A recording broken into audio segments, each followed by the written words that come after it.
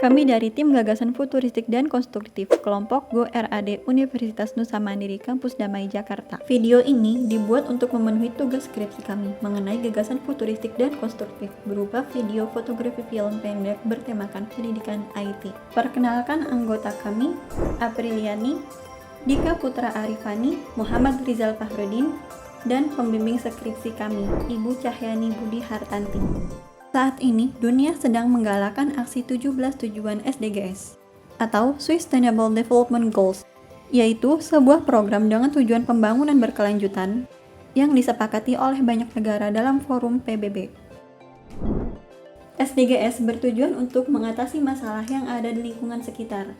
Merujuk keadaan yang sangat genting, terlebih karena pandemi COVID-19, kami berusaha untuk mengatasi satu dari 17 tujuan SDGs terkait pendidikan berkualitas, yaitu menjamin pemerataan pendidikan yang berkualitas dan meningkatkan kesempatan belajar untuk semua orang, terutama pada mahasiswa teknologi informasi. Saat ini, dunia teknologi semakin berkembang dan semakin maju memasuki Society 5.0. Seiring dengan kemajuan teknologi, harus dibarengi juga dengan kemajuan berpikir manusianya, terutama mahasiswa Fakultas Teknologi Informasi, di mana mahasiswa harus bisa melek teknologi dan mudah adaptasi pada perkembangan teknologi. Kami menemukan temuan terkait artikel yang menyatakan 70% mahasiswa teknologi informasi tidak bisa ngoding. Kami menganalisa hal-hal apa sajakah yang menyebabkan mahasiswa IT tidak bisa ngoding.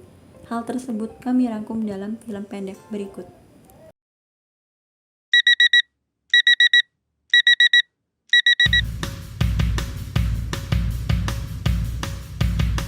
Hai, kenalin, nama gue Dimas. Gue merupakan mahasiswa sistem informasi di salah satu kampus swasta di Indonesia.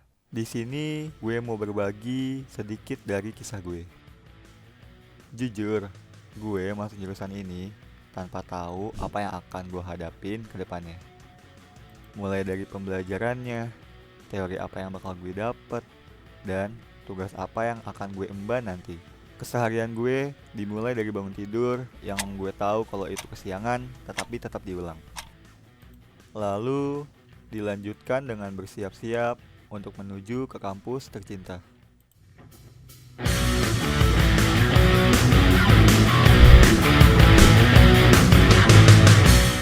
Di sini gue selalu menganggap remeh kedisiplinan, mulai dari cara prepare, berkendara di jalan, hingga sampai kampus pun gue tetap santai. Setibanya di kampus, seperti biasa, gue datang di saat dosen sedang menjelaskan materi. Dan ya, gue telat.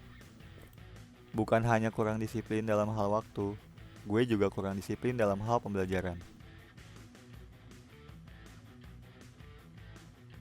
Oh iya, kenalin, ini teman gue, namanya Dika. Dia merupakan teman satu fakultas sekaligus sahabat gue dari kecil.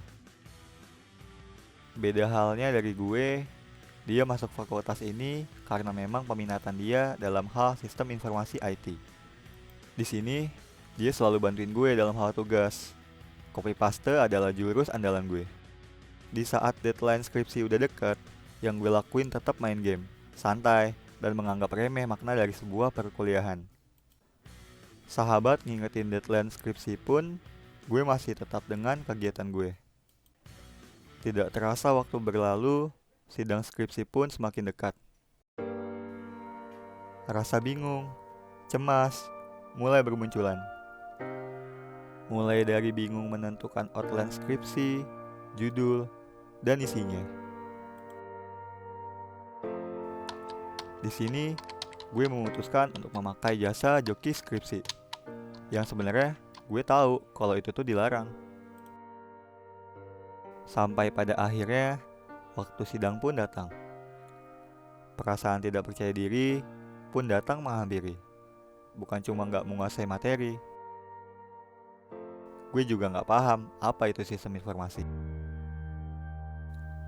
Hingga akhirnya kelulusan gue pun ditangguhkan. Menyesal, kecewa, sedih, itu yang gue rasain waktu itu. Selain mempengaruhi kelulusan, gue juga sulit untuk mencari pekerjaan.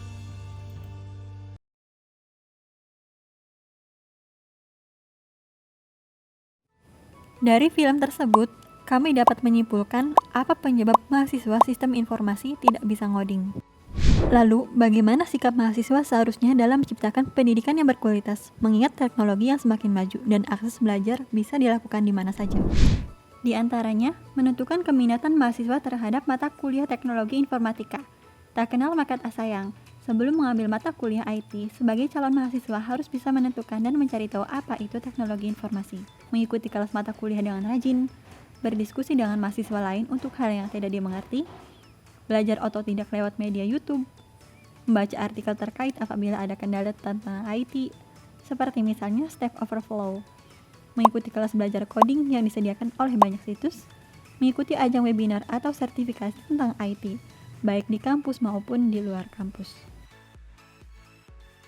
Harapan kami dari video ini agar audiens, khususnya mahasiswa teknologi informasi, dapat belajar dengan baik, agar tidak menyesal seperti yang terjadi pada film, sehingga tercipta pendidikan yang berkualitas dan mencetak lulusan terbaik, serta menciptakan sumber daya manusia yang berguna dalam menghadapi kemajuan teknologi.